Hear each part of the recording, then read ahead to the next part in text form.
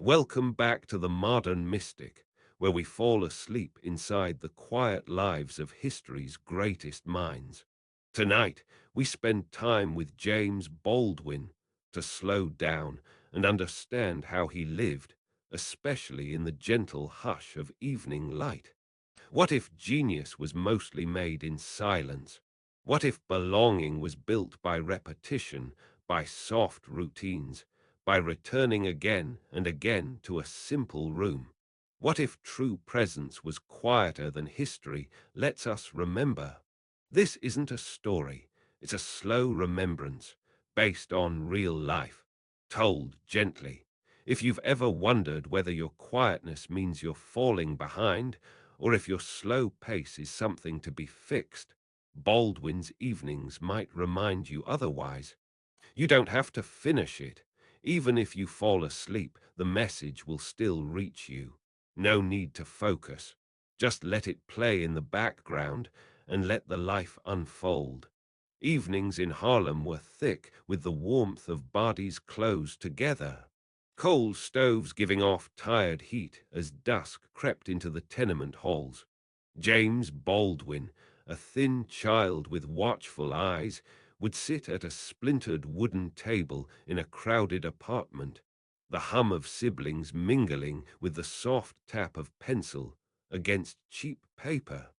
There was always fabric nearby, a mother's apron tied and retied, steam curling off a chipped porcelain cup, bread torn by careful hands, the scent of starch and laundry, a trace of tobacco in the clothes. He learned to listen to all of it, nothing wasted, not even the quiet.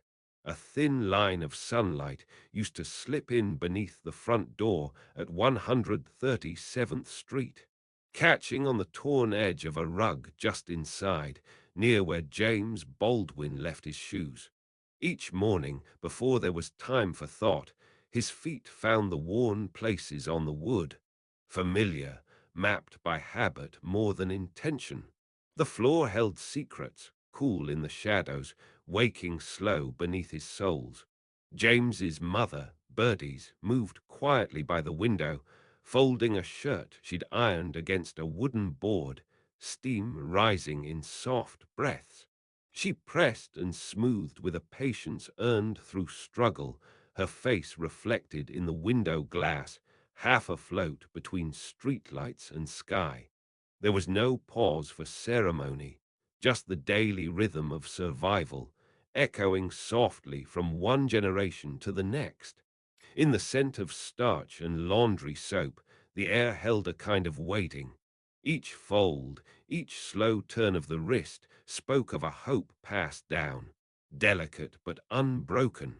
His stepfather's Bible remained on the kitchen table, spines splitting at the Psalms, paper corners bent beneath the weight of constant prayer. Tobacco lingered in the air, thick as his father's voice, a kind of armor against everything waiting outside. Even before James could make sense of sermons or scripture, he felt the tension pressed deep in the wood grain, a house where silence had its own language. On quiet afternoons, he sometimes escaped up the iron stairs, a book tucked beneath his arm, pages turning with the soft click of skin on paper. The narrow air of the apartment filled with whatever sunlight could squeeze through, dust spinning like tiny worlds above the radiator. Here, language felt like breathing, unsteady, essential. Nothing extraordinary ever happened in these hours. And yet, under the hum of pipes and the faded wallpaper, he was learning how to survive by seeing. Most evenings, the world outside grew slow, to the rhythm of sirens, laughter, dishwater running through empty sinks. James sat at the edge of his bed, not yet writing, only holding a stub of pencil, blank paper below. The questions of belonging and justice had not found their words yet. They hovered in the restless quiet, heavy as the city heat. He listened. Sometimes his own breath startled him, reminding him that presence was a gift, not a guarantee. There is healing in remembering that the wound is not only injury, but entry. The walls of Baldwin's childhood were thin, carrying sound and struggle from neighbor to neighbor. What he saw, he could not forget. The small acts of kindness and the hush after harsh words. All impressions deepening the way light seeps into cracked plaster. In these ordinary, overlooked moments, a mother's steady hands, a father's weariness, the slow turn of a key, he learned to see the world as both gift and bruise. If you pause here and sense the fabric of your own early rooms, the way light slanted, the hush between songs, the feeling of someone's eyes waiting, the memory will stir. Each person's origins shape the lens through which the world appears, and the pain we hold may become the very place where understanding enters. So tonight, as the memory of Baldwin's childhood unfolds, let yourself breathe into those quiet corners where nothing was certain, and yet everything mattered. The story is not in what was said or done, but in how attention softened the edges. In every draft of himself, James kept returning, searching not for escape, but for a home within the ordinary light. A gentle grey settles over the cramped rooms on 131st Street. The wallpaper is worn thin, faded from so many years of children's fingertips, the press of backs against seams. In the evening, the sound of footsteps blends with the drifting aroma of onions in a shallow iron pan. James, the eldest, treads carefully. His socks gather dust from the wooden floor. The apartment's hush holds beneath the soft murmur of the city, just beyond the windows. There is a long, slow patience in family houses, especially when there are so many siblings. James counts 8, each one moving in and out of shadow in the narrow hallway, nights hinting at small joys and larger silences. Sometimes a door creaks open, just enough for the tired yellow glow of lamplight to fall across stacks of books and papers, the only treasures he wouldn't trade. His mother, Emma, keeps her face turned toward work. Her hands are careful with every task. Her quiet steadies the house, even as something tightens around James's chest each time his stepfather's voice returns. David Baldwin, the preacher, carries a thunder that never seems to soften. His shoes leave an impression in every room, heavy, certain. He is stern in the mornings, stern at night. His words are sometimes scripture, sometimes warning. James watches him read from the good book. He listens, though the words feel distant. The rhythm is slow. The air grows heavy with what's unspoken. James helps with the little ones. He buttons shirts, pours water into tin cups, touches cool cloth to fevered foreheads. The floorboards shift with the weight of their routines. He knows the sequence of baths and bedtime stories night after night. Sometimes he wonders if anyone notices his own hands trembling as he tucks siblings into borrowed beds, the sound of his stepfather's cough echoing down the hall. The narrow kitchen table hosts a quiet kind of ritual. Emma serving bowls of soup, children passing bread.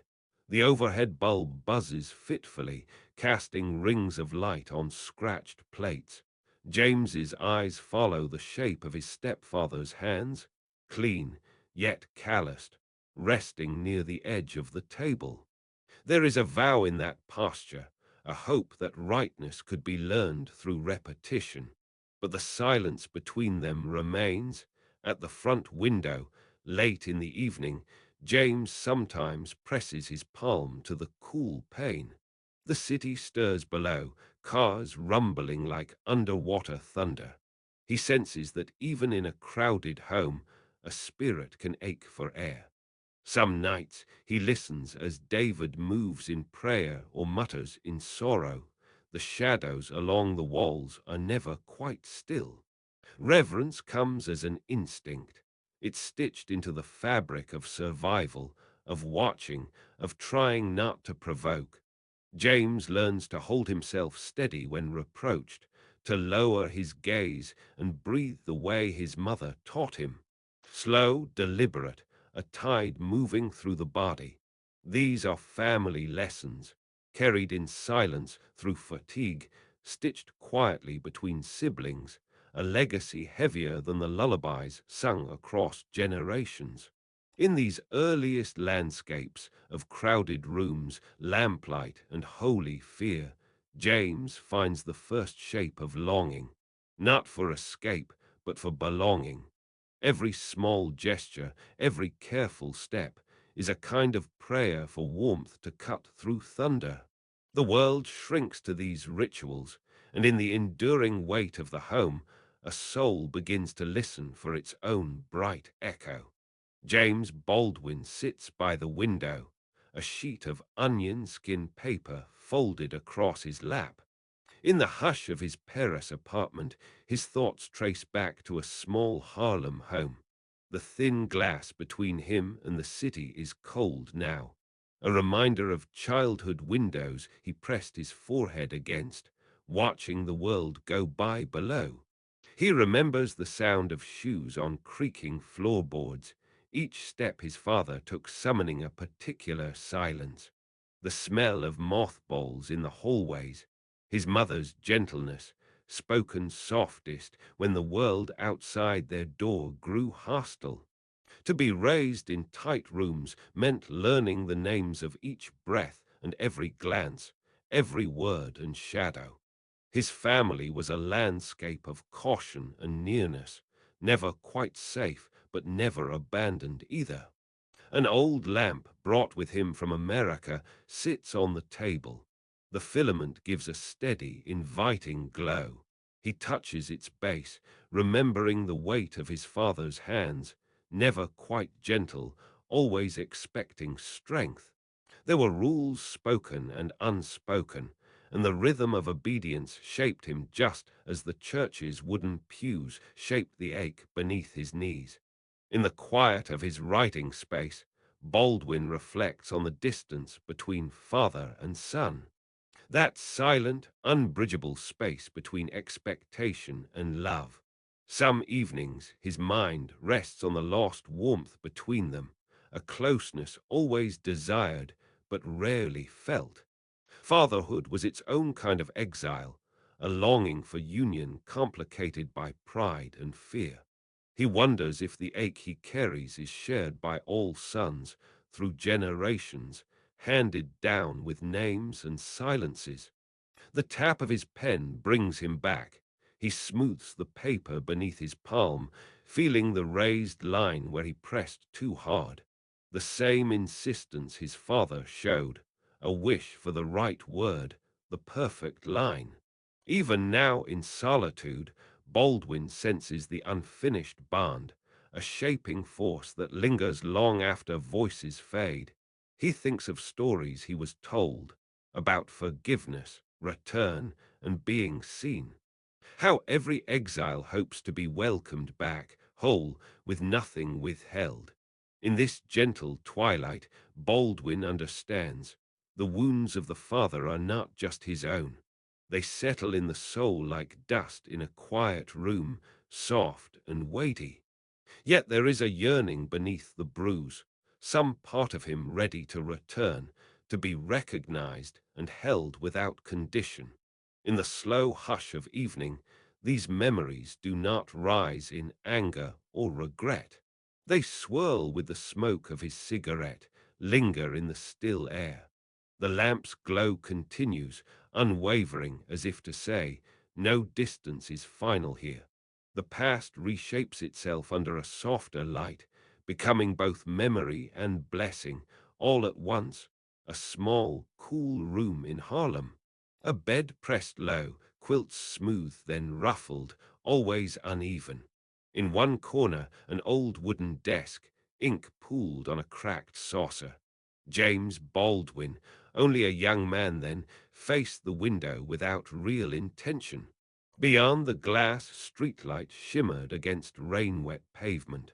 The sound of footsteps and distant voices sifted through the walls, neither unfamiliar nor truly close.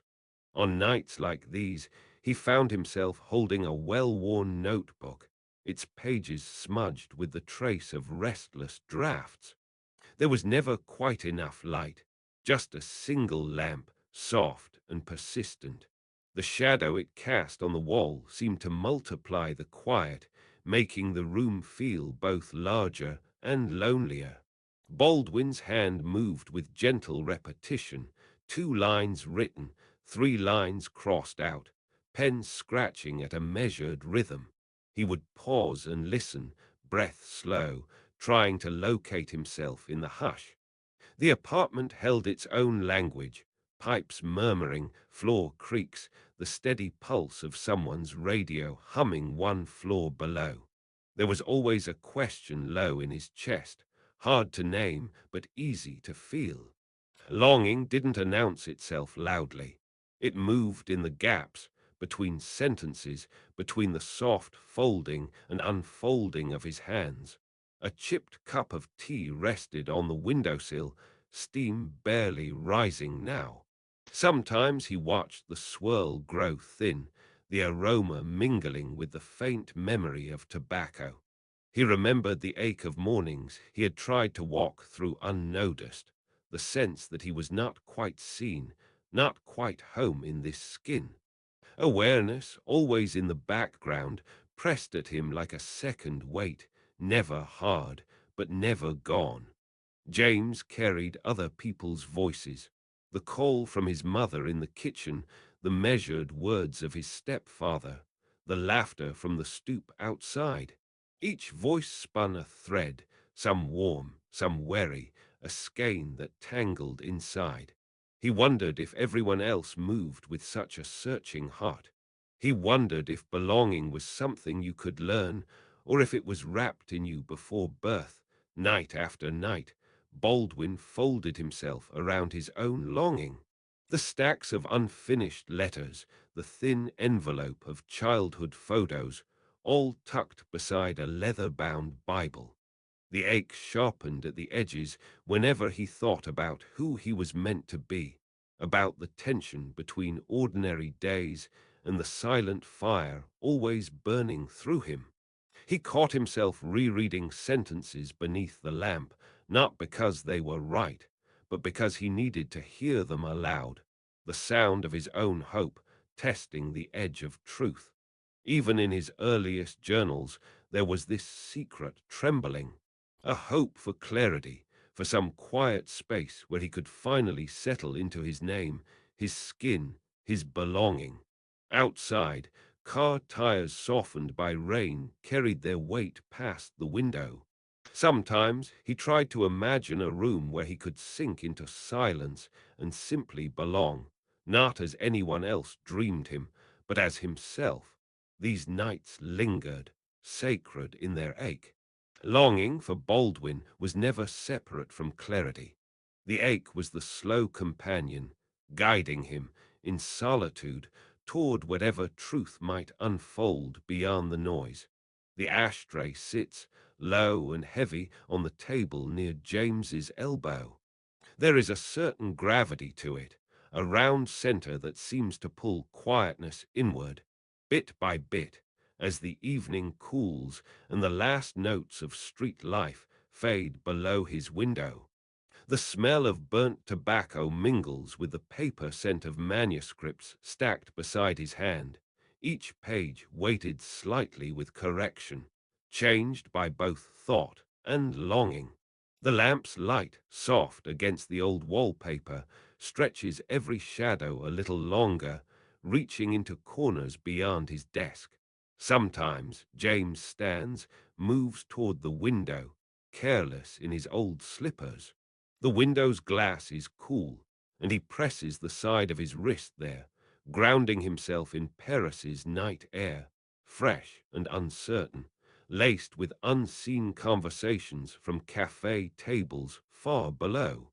He doesn't stare outward so much as feel the night's pulse, its endless promise, its ache. The gentle breeze curls around his thin shirt. Somewhere inside him is a call, not for any destination, but for the comfort found only in the turning toward.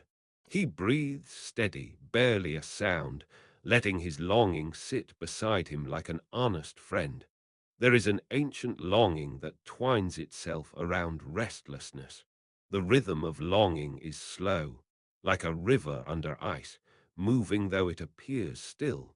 James knows this ache well. It is not hunger for more, nor the sorrow of absence.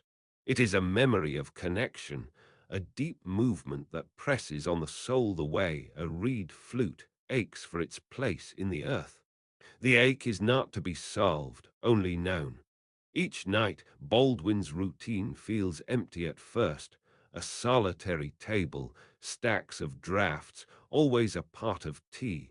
But gradually it becomes a ritual, an entryway to the ache beneath the surface, where longing itself points him home. He returns to the table, to his manuscripts, and sits heavily. In his chest there is no answer, only direction. The longing he feels is like a compass. It does not offer a map, but it gives bearing. He sips his tea, the steam curling around his lips. He listens as words return on the page, as breath moves through his throat, as the ache inside continues to turn gently, quietly, guiding him. The lamp catches the rim of his cup, white ceramic against the wood. If he closes his eyes, the ache grows softer, less jagged. It is a guidance, not a pain, and in honoring it, he finds the world stretching wider, each silence more generous. One moment after another, James lives inside this longing, letting it light his nights, letting it soften the harshness of the world beyond these gentle walls. What seems like emptiness is, in truth, an ever-present current beneath everything, a divine pull, reminding him where he belongs, not to a place, but to the movement itself. To be led by longing softly is its own kind of arrival. In the first days after leaving America, James Baldwin carried a small battered suitcase and two notebooks.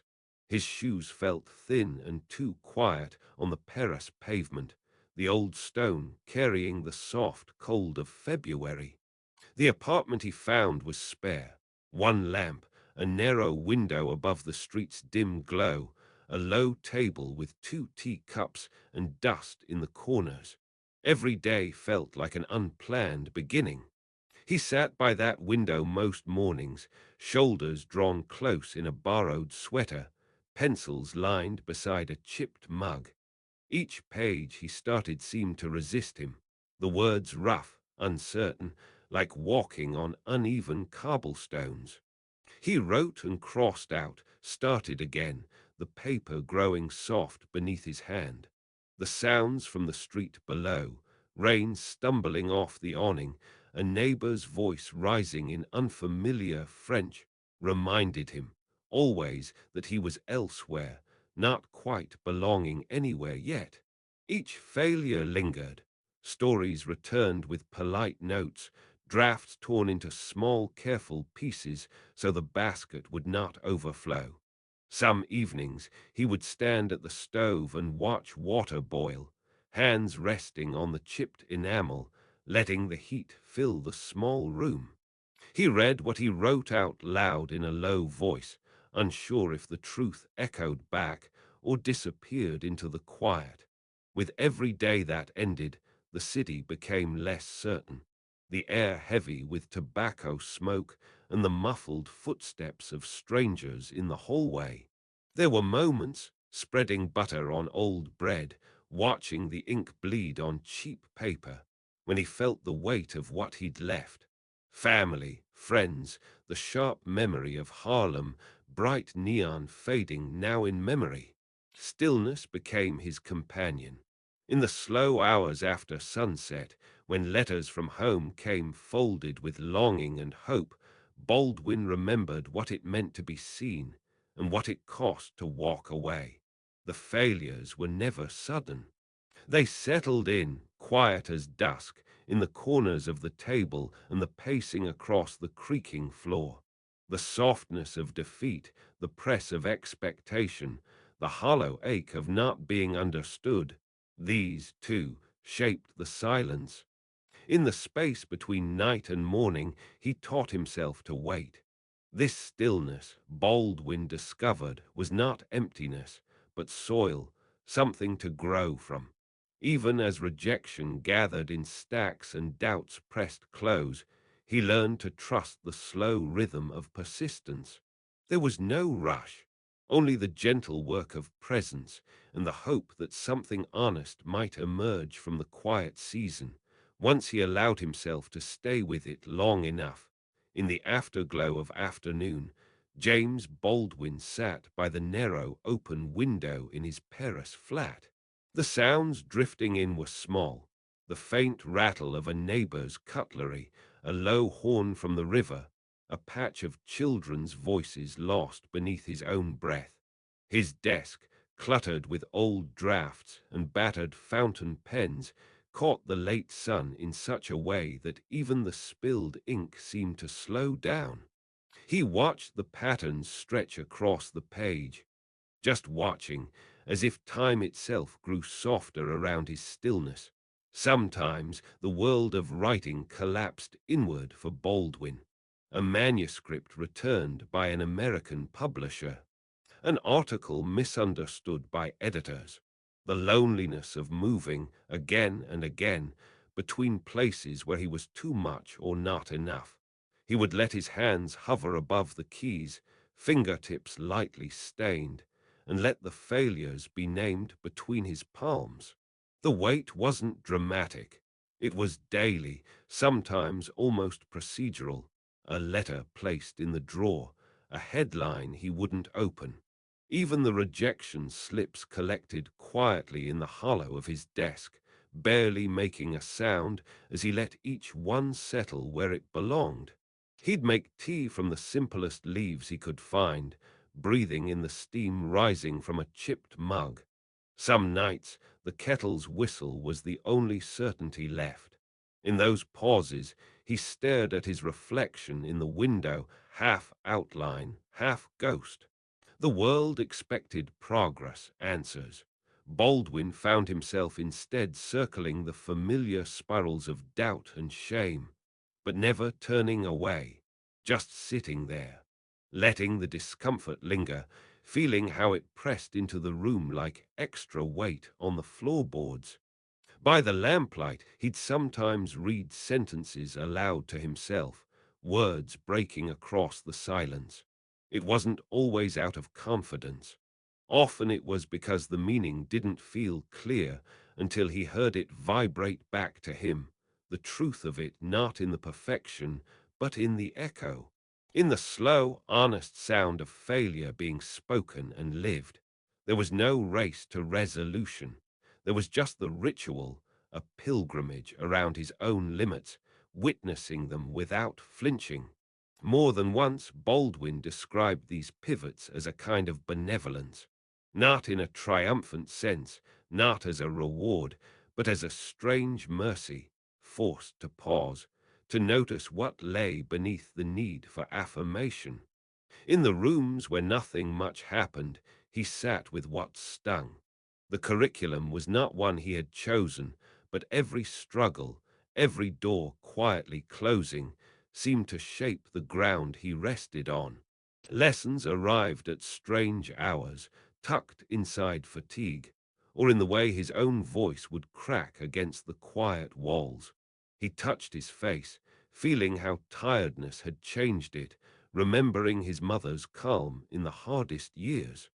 The loss and the sharp turns hadn't made him wiser or stronger so much as inward, as if every breaking point curled him deeper into waiting, into knowing there are some lessons only silence can give. He didn't mark breakthroughs or milestones. He marked the rhythm of surviving them, the way a chair would creak as he shifted in it, the smell of matches as he lit his pipe. the echo of footsteps in the corridor after he had written nothing all day. Each detail grounded him. Each perceived failure, when met with enough stillness, became less a wound and more a doorway. And there, in those low-lit evenings, James Baldwin learned to receive the whole of himself, not once, but continually.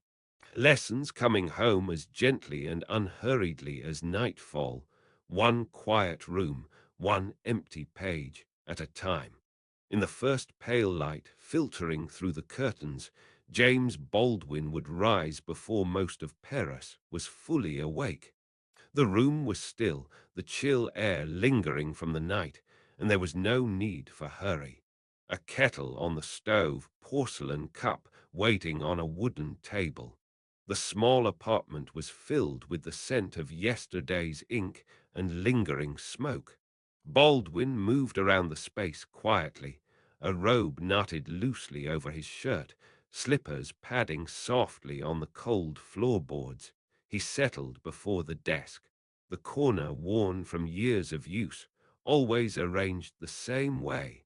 Papers straightened, lamp with its familiar yellow shade, a half-full ashtray from the night before.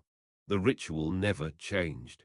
He'd roll a cigarette, leaf paper, a slow tuck, then light it and watch the smoke curl upward, dissolving when it touched the edge of the window pane. Each morning was a repetition of action, each movement a quiet hymn to the day's work. The crisp sound of a lighter, the scrape of a chair, the pause before the pen met paper.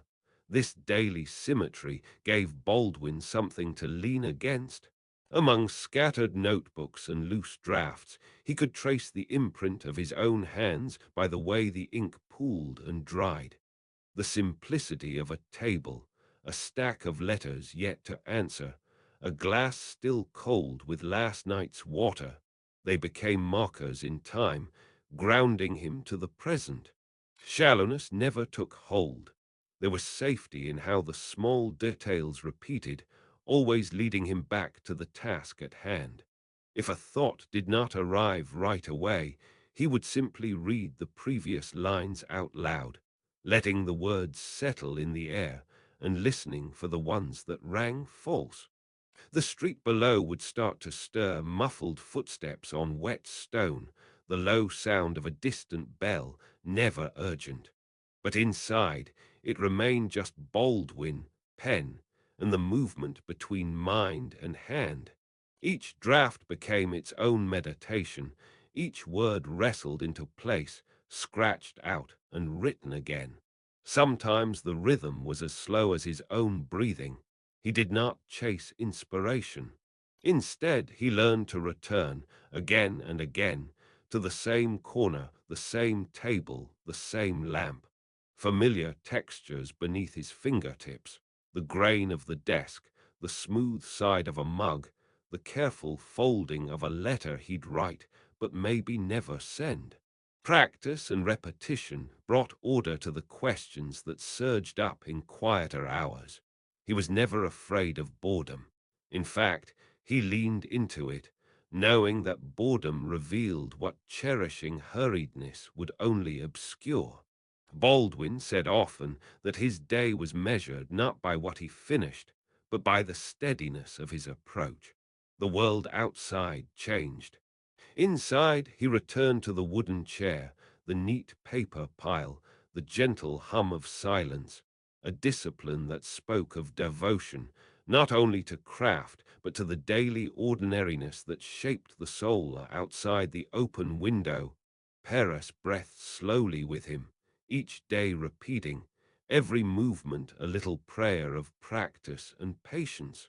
It was in this rhythm, in the mundane repetition, that Baldwin's truths began to slowly take shape. It is dusk again, and the walls of that Paris apartment soften in the lamplight. James Baldwin sits, gently folding the same corner of his notebook as he prepares to write another line. The paper is thin and lined, creased where his hand rests, a little rough at the edge.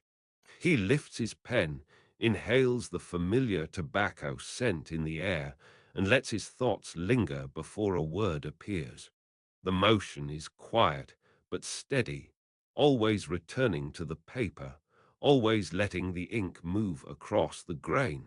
The room's smallness becomes a comfort, four corners containing years of notebooks and old newspapers stacked by the radiator. Baldwin glances at them sometimes, as if to remind himself how many evenings have gathered here. The scratch of his pen is soft at first, then settles into its usual rhythm. This, too, is a kind of devotion, one that doesn't need grand gestures, but only the gentle agreement to return. The simple act of writing over and over until the truth becomes clear, until the quiet becomes familiar. He pauses. The heaviness of the world, the ache in his chest, rests for just a moment as he lights a new cigarette. There is a comfort in the now well-known click of the lighter, in the ritual of smoke drifting upward. Each repetition is a way of honoring himself, a practice of patience, a slow-won trust. Not every page yields brilliance, but every page matters. He does not rush. The devotion is in the willingness to come back again and again to the sameness of effort. Outside, the city settles into silence. In this hush, there is room for the slow unfolding of words on a page, of feelings left unsaid. The devotion is not in the product, but in the act itself, like breathing in the cool air after rain, or folding a sleeve before sitting down, or reading aloud to hear what rings true. This is what shapes the spirit. The practice is not separate from the sacred, it is the sacred. In these small routines, love is returned to its source. Rest now in the dull glow of the desk lamp, listening to the sound of Baldwin's voice as he reads what he's written. Pieces of truth are revealed, not all at once, but through repetition, the echo of words on thin paper, the echo of heartbeats in solitude. Every night, a little more revealed by the slow, unfailing act of devotion. The quiet is not empty. It is filled by the practice itself, by the parts of life that ask us only to return and be present, again and again. A chipped porcelain mug sits beside James Baldwin's typewriter on a wooden table, its rim still catching warmth from tea prepared for a guest. It isn't late, not really, but quiet burrows early into these evenings. The creak of parquet under careful footsteps is the world's only witness as he paces, thinking over a letter he promised to write, a promise never made loudly, but felt in the held look across a shared dinner, or the way he would reach to refill another's cup before his own. Paper is everywhere, on the couch, by the windowsill, stacked in small trembling towers near his favorite chair. Behind every folded envelope is a decision, a friend in need, a distant cousin, a young poet reaching blindly for approval. Baldwin's handwriting slows, not because he needs to be careful with his words, but because he knows the world is careless with these souls. He wraps his script around ordinary encouragement, offering no great revelations, just a steady light. You are seen. You matter. Rest here for a moment. Lamplight spills gold across old photographs taped to the cracked plaster. Some are of people he barely speaks of, cousins in Harlem, the shy nephew who reminds him of himself, fading faces from church halls. The ache of distance arrives in the silence as Baldwin runs his thumb over these images. His care is quiet. He sends books or finds little ways to cover the cost of someone's studies. No praise comes for this, and that is how he likes it. Devotion for him is in the act, not a claim. Tobacco leaves rustle as he prepares his evening smoke. A friend once said it was his ritual of listening. When the world quieted and every little thing came forward, he uses these moments to remember who needs help, who might be lonely or cold. Sometimes he will call across the city and just say, "Are you all right?" Even if the answer is yes, he hears the tremor beneath. His attention stays steady, asking nothing in return. He keeps certain letters in a lacquered box, well thumbed, nearly translucent with time. Many are from friends whose names are now spoken with reverence, some from young men and women lost in the city's noise. What matters is not the words, they come and go, but that the act of responding, of reaching out again, is never lost on him. This unseen tending is how he guards the promise of community, holding so many threads without fanfare. On the windowsill, a row of candles sits unlit. The sun is down, but the room holds warmth from the bodies that gathered earlier in the night. Inhaling the faint sweetness of wax, Baldwin thinks about what it is to give with no record, to open the door again and again to friends with nowhere else to go. Sometimes kindness is just letting someone fall asleep on your couch or keeping enough sugar on hand for tea. These acts are not history. They are the ground he walks every single day. He never calls his care charity. He never says the word mentorship, though so many have found their voice just by carrying his groceries or sharing a meal at his table. He prefers the slow work of attention, the kind that stubbornly refuses spectacle or gratitude. By loving gently, unseen, he holds his people through every winter, every heartbreak. It is not dramatic. It is just devotion, passing gently from hand to hand, soft and inevitable as dusk. There is order in the small, repeated gestures of service. At the edge of dusk in his Paris apartment, James Baldwin would set his teacup down onto the table, always gently, so it would not clatter or startle. The window, half open, let in the faintest hum of street sounds, the roll of tires over cobbles, the distant laughter, the particular hush that descends when one city block settles for the night. He would reach for a stack of papers, edges soft from handling, and smooth them again before the next sentence. There was nothing to prove here, no audience to notice these motions, only presence, offered quietly, without expectation of thanks. The lamp on his desk threw a golden, rounded rectangle onto the wall. In this circle of light, he moved with a kind of devotion that asks for nothing in return. The day's letters, some pleading, some bristling with news, were sorted into slow, neat piles, each envelope torn open with care. He read them in silence, sometimes pressing the paper to his chest, like holding someone's voice near the heart. His fingertips grew faintly stained from the ink. Each mundane act became its own offering, not for applause, not for recognition, but out of an inner alignment with truth. He would light a cigarette, the match flaring, then vanishing, and for a few moments the only movement was Baldwin's quiet drawl, the soft rustle as paper shifted on the desk. Presence did not announce itself. It vibrated beneath the surface, in the measured pouring of water, the folding of a letter to be answered tomorrow, the settling of his shoulders as he listened to the room's silence after the day's debates. In these pauses, his service to the world became invisible. The gifts James shared were rarely wrapped in grand displays. He refilled his own pen. He straightened a rug with his foot. He prepared a second cup of tea if a friend were expected, or sipped alone if solitude was what the night required. There was devotion in how he returned to the same spot on the floor, shoes beside the door, stack of drafts waiting. Each motion reflected an unspoken sense that true offering happens when no one is watching, when the left hand is quiet to the right's work.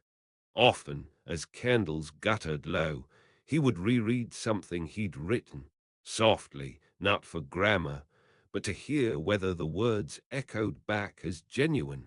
Baldwin knew that meaning lives in vibration, in the quiet current beneath every act. His presence was its own form of prayer, not performed but felt. Even the smallest tasks, refreshing a vase of flowers by the window, placing a single page beneath a paperweight, became gentle affirmations of care sent into the world, unseen. A draft sits open beneath James Baldwin's hand on the old wooden desk. The lamp hums quietly into the late Paris evening, shining over uneven stacks of manuscript. The paper is blotted from the pressure, each mark a reflection of steady, compulsive editing. Slow breath moves through Baldwin's chest as he reads another sentence aloud, listening for something true. He leans forward, sleeve brushing against scattered tobacco ashes, the air tinged with the scent of burnt leaf and crumpled pages. The room is small, every object set there by habit. Even the pauses feel deliberate. His friends sometimes called it an obsession, this repeating cycle of revising and re-evaluating every line. But for Baldwin, it was not compulsion for its own sake. It was a drive toward precision, a demand that his words carry the honest burden of his experience. The draft before him is not just a story, but a litany, each rewrite meant to bring another layer into the light. It's slow work, almost meditative. The scratch of his pen against paper, the sigh as he searches for a way to capture the complexity of pain, of hope, of memory. A breeze moves through the window, ruffling the curtains and the top page. Baldwin barely notices. He is caught, not in a race, but in a loop of questioning. What does this sentence demand? What is owed to the reader? What part of himself is revealed or concealed by a turn of phrase? Genius, as he lives it, looks like patience, a willingness to return, again and again, to the same thorny thought, to let it linger until the shape is clearer. Genius, for Baldwin, is sitting at the desk when the world quiets, holding space for discomfort as much as for mastery. There are lists in the margins, cramped notations and second guessings that show the trace of a mind unwilling to settle. The repetition anchors him. Some days the writing unfolds over hours, punctuated by the soft ritual of rolling a cigarette, licking the edge of paper as if to seal in memory. The table is marked by thumbprints and the residue of tea rings. Every piece of the scene is worn in the right way, familiar under his hands, grounding him through the relentless questions. The window glass fogs as he exhales, a small cloud before fading. This is not the frenzied tempo so often told about creative minds. There's nothing chaotic here, just the slow unwinding of thought, moving deeper with each revision. The silence after each read is as important as the words themselves. For Baldwin, it's in these silent returns, in letting his ideas echo into the night, that clarity sometimes comes. Each new silence is a field in which he listens for what the heart did not yet say the last time. The draft grows heavier, not lighter, as he writes. Yet he remains working in the dim, reverent quiet. And underneath this routine, a question endures. Can anyone really capture the truth of what they have seen? Baldwin does not look for answers, only ways of returning and returning to what matters most. There is a certain weight in the Paris apartment as evening seeps into everything. The window is propped open half a notch, letting a trace of street chill in. James Baldwin sits at his desk, the light from a small lamp pressed into the corner, making a golden puddle across wrinkled pages. His knuckles brush that paper, old and forgiving, as he leans forward, always returning to the work. Not for applause, just for the deep thrum of needing to make sense of what lives inside. The pen's scratch is private. Outside, Paris hums with its secret arguments and laughter. But in here, Baldwin's obsession is quieter than any of that. The same trembling hand sorts through discarded drafts, edges softened by this cycle of writing and rewriting. Nights deepen, tea cools, ash settles. Obsession is not rush. Here it becomes the slow promise of return, line after line. In the hush, there's a sense of sacred arrangement, as if his soul tuned itself to the necessary suffering that genius calls. The lamp's faint burn on his bent shoulder, the constant narrowing of focus, the echo of faraway Harlem somewhere behind the heavy glass. He is compelled, yes, drawn forward like a river pulled by weight and memory. Over time, the words become less a task and more a kind of contract, ancient and unspoken, to hold the light that won't stay still, to carry what overwhelms every vessel. There is a strain here underneath, the imbalance of bearing too much insight, too much hurt, and not enough rest. Yet Baldwin does not once hurry. He knows his gift swells only in silence and loneliness. Sometimes he rises to gaze from the window, tobacco pressed to his lips, the city blurred. He closes his eyes, feeling the tremor of something vaster moving through him and past him. The world will call it genius, but he just calls it his work, his necessary translation between suffering and love. You can nearly feel the ache in his hands, the slow release of smoke, the heavy heat of an overused lamp. Sacred obsession is never peace. It's a restlessness that chooses you, a quiet understanding that your being was formed for a certain labor, a holy endurance. Each night he traces the boundaries between emptiness and overflow.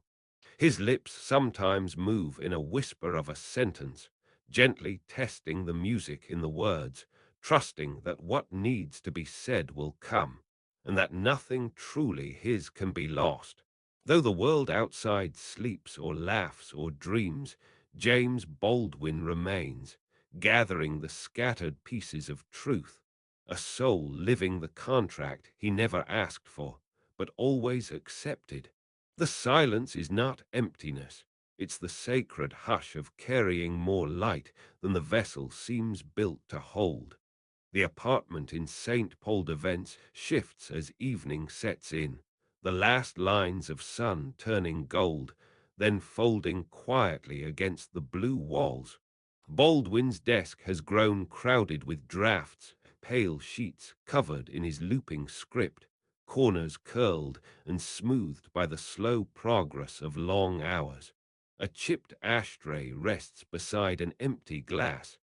The air, dense with the smell of tobacco and the faint musk of old paper, carries the texture of days spent inside. Somewhere near his feet lies a battered suitcase, a talisman of leaving. The handle is worn, the fabric at the edge faintly split, threads exposed from being dragged across too many train platforms, carried through customs, and deposited beneath unfamiliar beds. Baldwin lingers over it sometimes, his fingers tracing the seams.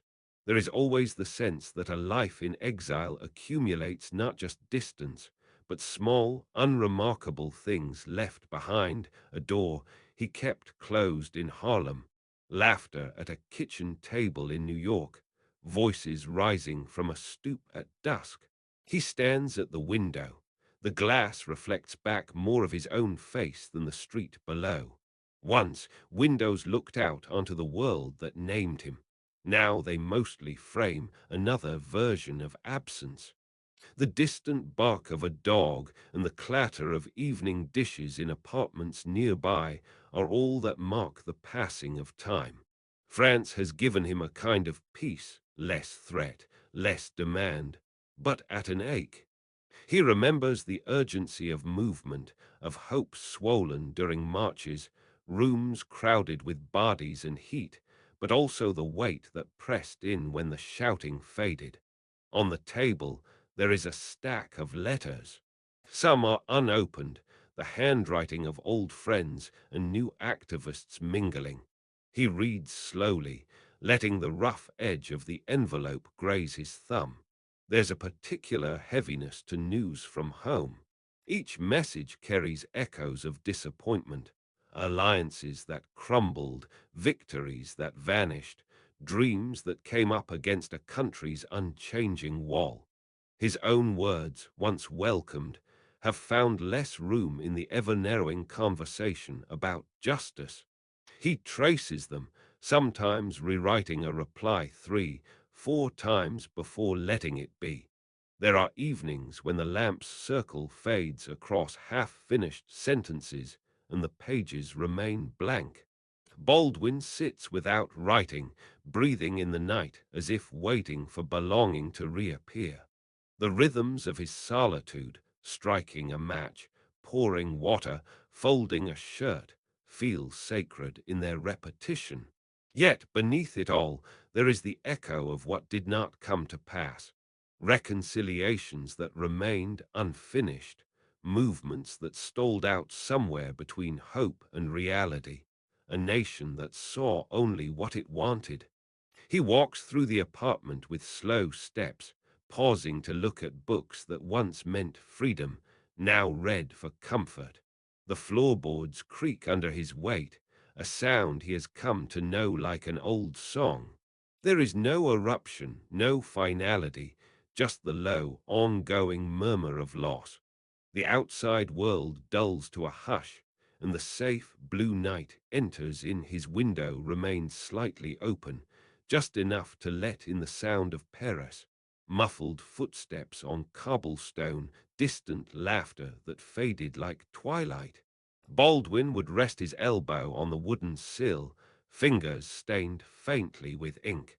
The cool evening air would move softly, carrying the scent of old stone and a wisp of smoke from a neighbor's evening cigarette.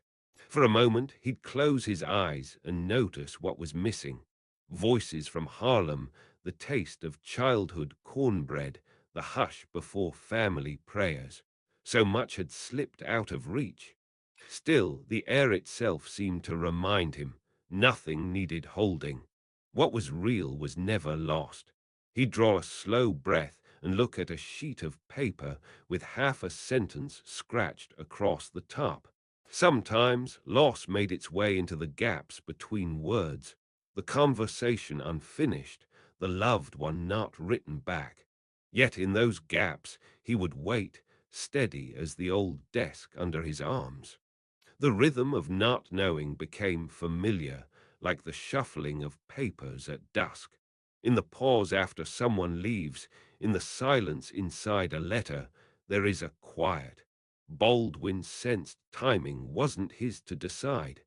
What ends, ends. What doesn't, holds the shape of love, even when unnamed. His lamp, painted with age, gathered the night around him. The glow would fall over old envelopes, each one a relic of a vanished afternoon. Sometimes the ones he wished he still had, voices, years, a look on a friend's face, rose up when the city hushed around midnight. He could feel their presence stir, as if the soul's landscape was wider than what could be seen or claimed. The ache, the waiting, had become part of his rhythm. He did not rush the sadness. He did not demand understanding. He let the timing be, watching the light spill across his hand, feeling the slow weight of memory. Softly, he remembered. To resist what was gone only sharpened the pain. In its own season, loss fell away, not because it mattered less, but because love, in some hidden way, remained untouched. He would set the envelope down, hear the small sound of it settling atop others, and look out the window again. The moon moved past a rooftop. A faint breeze touched his cheek. Baldwin knew nothing true could ever be lost for long. Some things return in silence, some only in the heart's hush. And so he stayed by the window, time moving slowly, loss arriving and leaving, and beneath everything, a timing greater than his own, always waiting with him, always letting him rest. It is evening again in St. Paul de Vence, the air still with a hush that settles over the stone village after the day's footfalls have gone. Baldwin's windows overlook the cypress and the curling road beneath. He rests his elbows on the windowsill, feeling the rough, cool texture of ancient stone beneath his arms. Beyond the glass, the gold light thickens, then fades. Silence grows fuller, broken only by the faraway laughter trailing up from the village square below. In this final stretch of years, time becomes less a calendar and more a gentle repetition. Each morning, Baldwin wakes to the sound of doves on the roof, their wings brushing over old clay tiles. He moves through quiet rituals, the careful folding of a sweater, the feel of linen napkins on a breakfast tray, the faint scent of black coffee rising from a chipped mug. He sits almost always near that window, reading the letters that continue to arrive from across oceans. Sometimes they're unopened for days, left in small piles on the wooden table. Their envelopes, the crispness, the faint blue of American stamps, each a reminder of voices loved but far away. There is comfort in the slowness. On the thick tapers of the dining table, wax pools and hardens each night as he reads, and then reads again, lines he once wrote in some hungry city. The lamp's yellow circle softens his hands, now stilled by age, even as they trace sentences across an open page. Baldwin prefers to write drafts by hand, pen pressed into thick paper, the quiet scratch a familiar anchor. The window remains ajar, letting in the coolness, a thread of lavender running through the dusk. He listens to his breath more now, the rhythm steady, sometimes shallow, sometimes full. The rooms are filled with books, shelves that creak beneath memoirs and well-worn volumes of Camus, Zora Neale Hurston, and Dostoevsky. Baldwin walks from room to room at a slow pace, slippers brushing the tile. Some days visitors arrive, friends and writers who have traveled far. Their voices fill the house, laughter echoing off whitewashed walls, the blend of English and French rising and slipping away. Yet, when alone, the greatest company is that pause when the world settles, and the only sound is the turning of a page. Old photographs rest on his desk. Family in Harlem, young faces from Paris. A sunlit snapshot with Toni Morrison in the garden. The paper edges curl with time, corners worn smooth by thumb and forefinger. In these memories, Baldwin finds the roots that anchor him, the thread that carries him across continents and decades, always returning to the same questions. What is love? What is justice? What does it mean to belong? And reflection becomes a companion as evening deepens. He recalls the tension in his chest after difficult conversations, the warmth in his ribs after shared meals. The difference now is the way he holds it all with less urgency. Each moment lingers, setting the cup down, feeling the weight of porcelain, the brief sound as it finds its place on the table. He lets the memory of laughter linger longer. He stays longer in the silence after the sun drops below the horizon.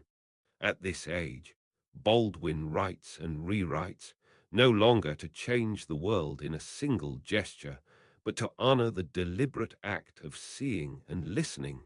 The pages fill slowly, his script even and measured, and in the hush of these south of France nights, surrounded by old books, candle wax, and cooling air, a gentler clarity rises, a recognition that every quiet evening carries its own kind of answer. There is a lamp in the small Paris apartment, its shade softened by age.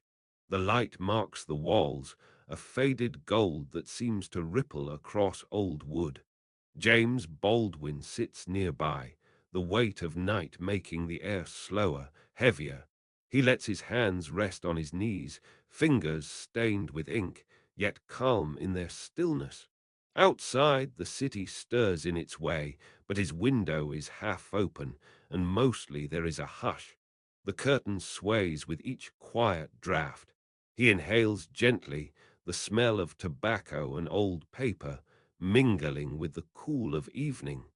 For Baldwin, aging has become almost invisible, like the way a shirt, washed many times, softens with each cycle until it carries the shape of the one who wears it. Time is not an intruder here. It's a slow unwrapping, a thinning. Each year subtracts in secret, the hair at his temples, the lines near his mouth, small physical shifts that feel like invitations rather than warnings. He picks up a page, letting his thumb find the worn fold at its edge. The paper's fibers have loosened, the handwriting easier to read after all these years. The silence is companionable. There is grace in these repetitions, the lighting of the lamp each dusk, the settling into the chair, the familiar scratch of pen on paper. The steadiness of small habits provides a kind of peace, where he once rebelled against the constraints of time, rushing, pushing, hoping to outrun uncertainty. Now he lets the slowness settle around him, letting go of whatever needs to fade. The body softens, the voice deepens. Baldwin understands now that aging is not the loss he feared. It's the gentle unraveling of what was never meant to be held tight, a process of seeing clearly through water once muddied by ambition or worry. There is clarity that comes only with stillness, as when an old pond finally settles and the bottom is revealed, honest and unchanged. So he sits, unworried by the repetition of evening. He listens to the city hum, feels the collapse of day into night, and accepts that the most beautiful truths are soft ones, revealed not through striving, but through surrender. His thoughts move slowly, like the steady rise of water in a well. The past is close, intact. He knows now that grace is not found in youth or what he used to call possibility, but in the patient letting go, the unraveling that frees him to see the world as it is, with less urgency and more depth. The lamp buzzes quietly. In the distance, a kettle whistles and then quiets. Aging is gentle here, woven into every fabric of the room, in every sound, scent, and moment that lingers a bit longer than it did before. There is quiet, and in that quiet the moon rises, seen clearly, finally, because the water is still, and everything that matters gently, steadily comes into view. Sometimes, when the evenings in St. Paul de Vence stretched long, James Baldwin would sit by a half-opened window, the cool edge of night pushing gently against the warmth inside. The street below was quiet, the low hum of distant voices drifting in. On the table, an ashtray, a stack of well-thumbed papers, and a glass with traces of wine along the rim. Baldwin would rest his hands on the tabletop, feeling the smooth, worn wood beneath his fingertips, and breathe deeply, the taste of tobacco and memory mingling in the back of his throat. He rarely remembered his dreams in full. Sometimes only a whisper remained, the weight of someone he once knew, the blurred color of a room from childhood, the persistent feeling of being called or followed. There was always an unfinished sentence, a door that never quite opened. He'd wake before dawn, the first hint of blue seeping through the old linen curtains. Words sometimes came then, insistently, as if his unconscious had folded a message and slipped it beneath his pillow. The radiator clicked softly by the wall. He'd stare at the ceiling, trying to piece together what his mind had offered up in sleep. Scenes both familiar and strange. There was often his father's voice, sharp and unresolved, or the memory of Harlem, cracked stoops, a worn banister beneath his hand, thick summer air. Fragile things would show themselves. The shame of not belonging, the almost ache of hope, the edge of an old argument.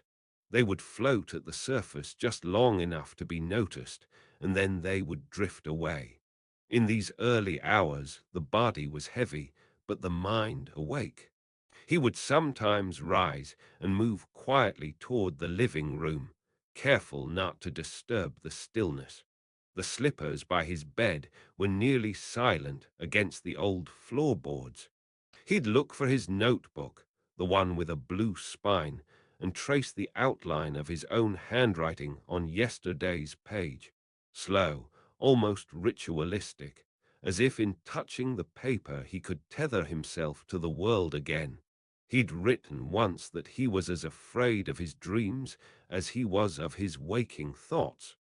The uncertainty pressed in on all sides, not darkness, but the unending grey in between.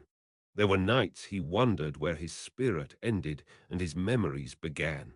Even as the house held its calm, books leaning against each other, the shadow patterns on the rug, he sensed a landscape inside him that refused to settle, always shifting, always asking. Sometimes he would hear his own voice, echoing back through the silent room, reading sentences that came to him in fragments, speaking aloud, tentatively, as if to make the vision true, or to test how it felt in the world outside his head. More than once this was how a piece of truth emerged, not through certainty, but through that gentle confrontation with his own doubt. Smoke curled upward in the lamplight, marking time. The dreams rarely provided answers. Instead, Baldwin learned to sit with them, a visitation of old griefs, a flicker of hope, a question not meant to be solved. In these hours, facing the unfinished drafts and quiet rooms, he understood that his searching, uneasy spirit was not something to overcome, but to honor. There, in the near dark, dreams and fears mingled, not as enemies, but as reminders that his soul was alive, tender, restless, impossibly awake. The world outside waited, quiet and unresolved, as Baldwin listened for the meaning that might come, slowly, on the other side of night.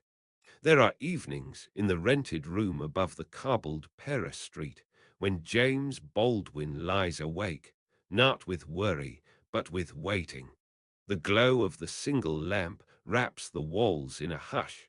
His half-finished draft sits close by, the paper's one bent corner pressed into the wooden table, an anchor for thoughts he cannot yet name. His feet, bare now, touch the coolness of a faded rug, threads worn thin from restless paths between window and desk. He closes his eyes, knowing how dreams gather, unhurried, beneath the whisper of tobacco hanging in the air. There's an old chair near the window, its carved arms smooth with years of hands. Sometimes he sits there, simply breathing, breath slowing, heart settling. The streets outside have their own language tonight, but inside, a quieter world hovers, a language without words, weaving what cannot be explained.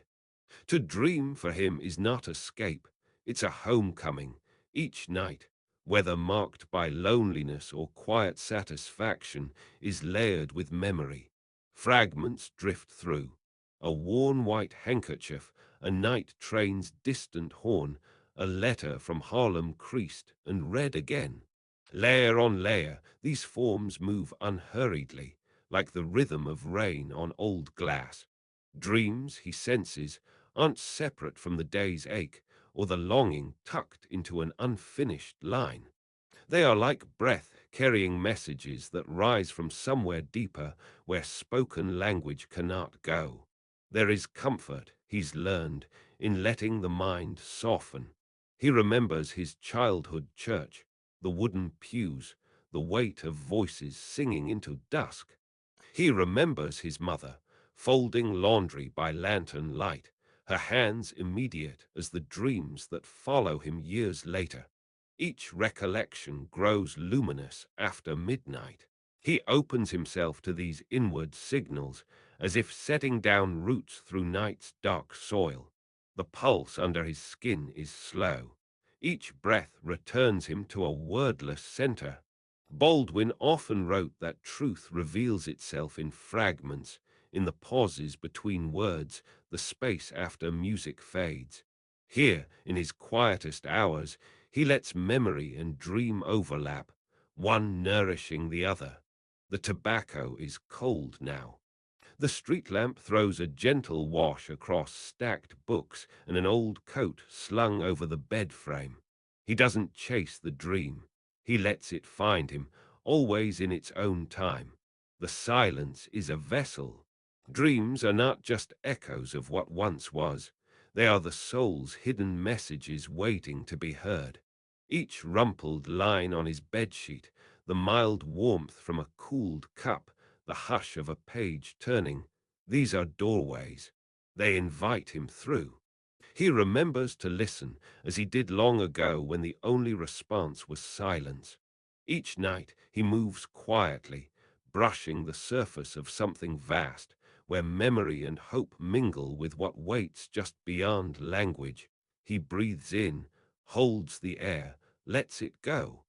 In this hush the soul speaks. He trusts the message will come, not in thunder, but in the hush of linen, paper, and fading light.